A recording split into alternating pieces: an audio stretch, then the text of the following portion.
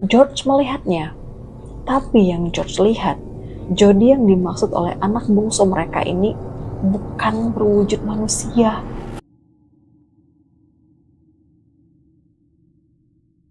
Assalamualaikum warahmatullahi wabarakatuh. Hai kawan-kawan, selamat datang di cerita malam Jumat Elvi Mila. Bayangkan sebuah rumah besar bergaya kolonial Belanda, terlihat hangat, indah, dan dijual jauh di bawah harga pasaran. Bukan karena rusak, bukan juga karena angker. Ya, setidaknya di iklan belum pernah sih tertulis seperti itu. Namun, tidak ada satupun orang di Amityville, New York yang berani tinggal lama di rumah bernomor 112 Ocean Avenue. Karena di rumah itu, kawan-kawan, 6 orang dibunuh dalam satu malam. Dan ada sesuatu yang tidak ikut mati bersama mereka.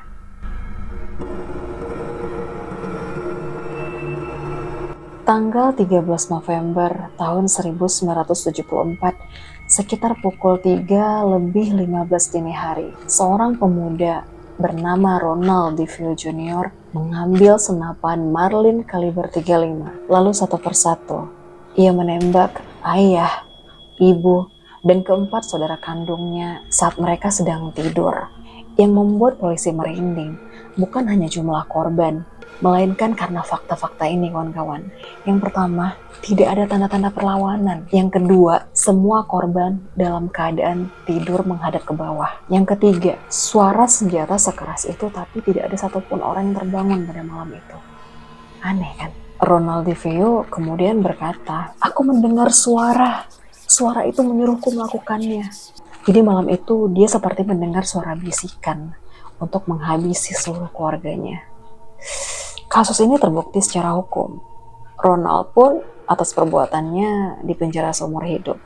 Namun kisah Roma itu tidak berhenti di sini.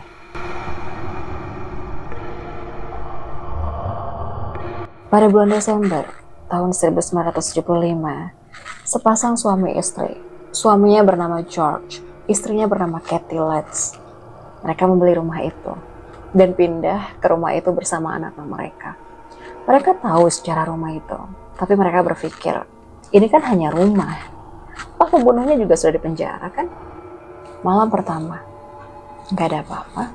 Malam kedua, anjing mereka mulai menolak masuk ke satu ruangan tertentu. Nah, malam ketiga, kawan-kawan, si George ini, suaminya, terbangun tepat pada pukul 3:15. Jam yang sama kan dengan pada saat keluarga DeVille. Dan itu terus terjadi, kawan-kawan, setiap malam tanpa gagal. Nah, hari demi hari, kejadian aneh pun kerap terjadi, bahkan semakin parah.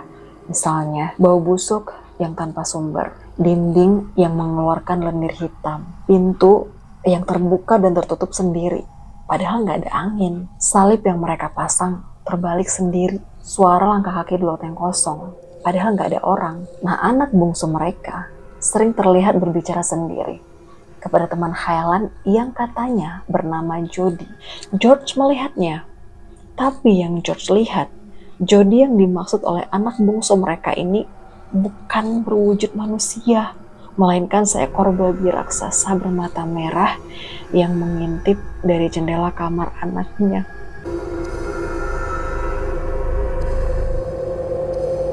Karena serangkaian kejadian aneh terus terjadi, mereka pun memutuskan untuk memanggil seorang pastor untuk memberkati rumah mereka. Nah, saat pastor mulai membaca doa, tiba-tiba ia mendengar suara berat yang berbisik di telinganya.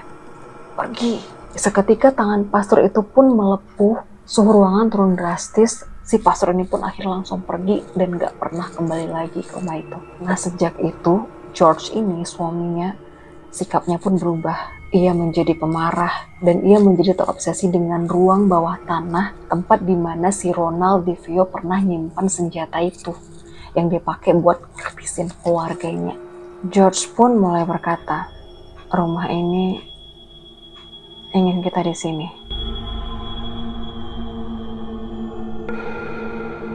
Tanggal 14 Januari tahun 1976 pukul 3 lebih 15 menit, suara keras mengguncang rumah.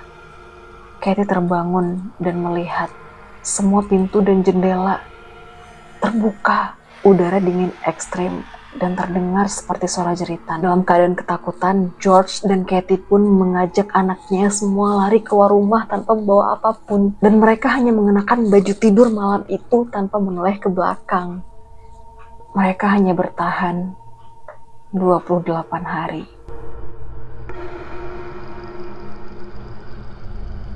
Yang membuat kasus ini terus diperdebatkan adalah keluarga Lutz tidak pernah mencoba kembali, bahkan sekalipun, ke rumah itu. Kesaksian mereka konsisten selama puluhan tahun. Penyidik paranormal yang pernah melihat rumah itu menemukan anomali elektromagnetik. Rumah itu hingga kini masih berdiri kokoh. Penghuni setelahnya mengaku mereka tidak mengalami teror besar. Namun banyak yang berkata rumah itu terasa seperti sedang mengamati. Mungkin rumah itu tidak menyerang setiap orang. Mungkin ia hanya memilih. Karena yang paling menakutkan bukan pertanyaan apakah rumah itu berhantu, melainkan kenapa keluarga itu dipaksa pergi tepat setelah 28 hari. Dan jika kamu berdiri di depan 112 Ocean Avenue hari ini, tidak ada suara, tidak ada tanda. Namun sebagian orang bersumpah, jika kamu diam cukup lama, kamu akan mendengar suara jam berdetak menuju pukul 3 lebih 15 menit. Sekian cerita malam Jumat Elvi Mila. Pastikan saat lampu dimatikan, kalian tidak sendirian. Sampai jumpa malam Jumat selanjutnya.